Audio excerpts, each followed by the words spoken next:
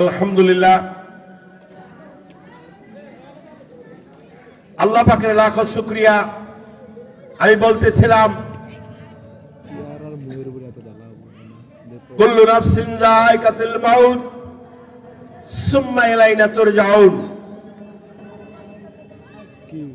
মানুষ মৃত্যু হলে কোথায় যাবে? মারা যাওয়ার পর কোথায় যায়? রব্বুল আলামিন বলেন, ও মানুষ, তোমাকে হায়াত দেওয়া হয়েছিল 60 থেকে 70 বছর, উঠতে হলে 100 বছর। এরপরে তুমি কোথায় যাইবা? রব্বুল আলামিনের কালামের বর্ণনায় সুম্মা ইলাইনা তুরজাউন, আমার কাছে ফিরে আসতে হবে। ও বান্দা, যদি আমার কাছে ফিরে আসতে চাও, টাকা ছাড়া যেই রকম মানুষের দাম নাই, অর্থ ছাড়া যার দাম নাই, আমলবিহীন মানুষের কবরের শাস্তির অভাব হবে না। কবরে যেরকম ভয়াবহ শাস্তি আছে, ওলামায়ে দ্বীন বারবার কবরের কথা বলে। কবরের শাস্তি আছে, বিশ্বাস হয় না। বিশ্বাস যদি না হয়, দয়া করে অপরাধ করে একটু জেলখানায় যায় দেখো, কি আরামের জায়গা। বুঝতে পারবা দুনিয়ার জেলখানায় নির্দিষ্ট কাল পর্যন্ত জেলখানায় থাকা যায়।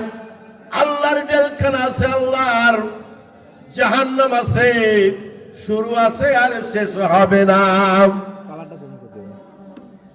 কালার মনে হয় একটু কালো পড়ছে তোমার। কবরের কথা যখন শুনে, 1 মিনিট ওয়েট করো, যে ব্যক্তির কবরের কথা শুনে অন্তরটা খুলে যাবে,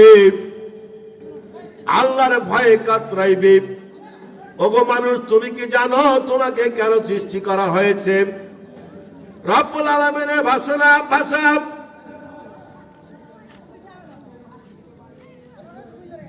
রব্বুল আলামিন মানুষকে সৃষ্টি করেছেন একমাত্র ইবাদতের জন্য। ওমা খালাকতুল জিন্না ওয়াল ইনস ইল্লা লিয়াবুদুন, একমাত্র ইবাদতের জন্য। ও মানুষ, দুনিয়ার সব কিছু খাইলাম, তোমার জন্য এত ব্যবস্থাপনা রেখেছে, একটু পর আমি ফোন দিচ্ছি, আপনাকে যাচ্ছে একটু পর, এত সুন্দর সুন্দর ব্যবস্থাপনা। ও মানুষ, কত টাকা দিয়ে কত জিনিস কিনে খাও, মাত্র আদেশের চাল আর কিছু তরকারি কিনো। তুমি কি জানো রব্বুল আলামিন তোমাকে কত নিয়ামত বিনা টাকায় খাওয়ায়? আল্লাহ যদি বলে, বান্দারে, আমি তোরে রোদ দিয়েছিলাম, সূর্যের তাপ দিয়েছিলাম, কত টাকা আমারে দিয়েছো?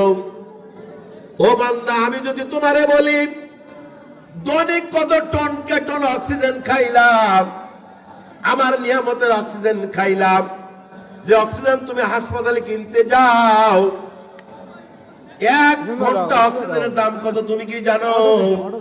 সেই অক্সিজেন টন কে টন তুমি খাইলাম। আমি যদি বলি তুমি পানি কেমনে খাও, অসংখ্য পানি তোমাকে দিলাম, যে নিয়ামতের পানি তুমি খাইলা, আমার কি শুকরিয়া করলাম? আমি যদি বলি, বান্দারে, 1 মুহূর্ত বাতাস বেশি হইলে কষ্ট হয়, আবার বাতাস কমে গেলেও কষ্ট হয়, এত সুন্দর বাতাস তোমার জন্য প্রবাহিত করি, ওই আল্লাহর ইবাদত তুমি কেন করো না? তুমি কেন মৃত্যুর কথা স্মরণ করো না? তুমি কি জানো মৃত্যু কাউকে কাতার করবে না, কাউকে কাতার করবে না। আল্লাহ নবীর স্ত্রী খাদিজাতুল কুবরা কবর দেখে ভয় পায়। কোন খাদিজা? যে খাদিজাকে আল্লাহ স্বয়ং নিজে সালাম দিয়েছে। ওই খাদিজা, যে খাদিজা ইসলামের জন্য তার জীবনের সবকিছু বিসর্জন দিয়েছে। ওই খাদিজা ইসলামের জন্য সমস্ত কিছু রাসূলকে দান করে দিয়েছে। সেই খাদিজা কবর দেখে ভয় হয়। আল্লাহ রাসূল বলেন, রাসূল গো, কবর দেখে আমার ভয় হয়। তার নবী মায়েরা লক্ষ্য করুন খাদিজাতুল কুবরার জীবনী। খাদিজাতুল কুবরা কবর দেখে কেমনে ভয় পাইতেন, আপনি আমি ভয় পাই কিনা খেয়াল করুন। দয়ার নবী মসজিদে নববীতে নামাজের জন্য চলে গেছেন। আল্লাহর জানে মগ্ন। খাদিজাতুল কুবরা ঘরে নামাজ পড়ে। নামাজ পড়তে পড়তে কবরের কথা মনে হয়ে গেছে। কবরের কথা মনে হয় এমন কান্না যে কান্নার শুরু আছে শেষ নাই। ফাতেমা ছোট মানুষ, বারবার মাকে ডাকে, মা ও মা। খাদিজা খবর নেয় না, কথা বলে না, ছোট মানুষ বুঝে না। আরে মা তো পাগল হয়ে গেছে, আমি এত ডাকি আমার মা কেন কথা শোনে না। এই বলে ফাতেমা রাদিয়াল্লাহু তাআলা আনহা মসজিদ নববীতে গিয়া ডাকে, আব্বাজান, ও আব্বাজান, আমার মা তো পাগল হয়ে গেছে, বারবার ডাকি আমার মা আমার কথা শুনে না, শুধু কাঁদে আর কাঁদে। দয়ার নবী ছুটে আসলেন। খাদিজার কান্না বন্ধ হলো না। বলো, খাদিজা রে কেন কাঁদো?